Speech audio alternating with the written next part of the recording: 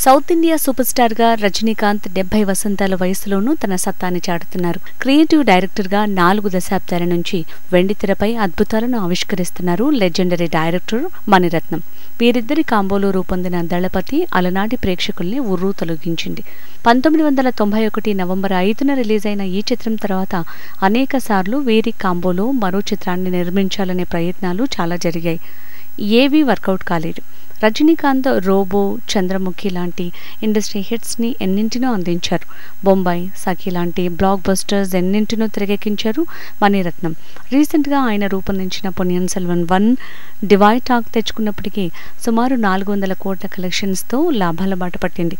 ఈ నేపథ్యంలో మళ్లీ ఇన్నేళ్లకు రజనీకాంత్ మణిరత్నం కాంబోలో చిత్రం రూపొందబోతుందనే వార్తలు ఊపందుకున్నాయి. కానీ రజనీ నటించిన 2.0 చిత్రం, దర్బార్ చిత్రం ప్రేక్షకుల్ని మెప్పించలేకపోయాయి. లైకా ప్రొడక్షన్స్లో ఒక చిత్రాన్ని, తన కుమార్తె ఐశ్వర్య డైరెక్షన్లో మరో చిత్రాన్ని రజనీ పూర్తి చేయాల్సి ఉంది.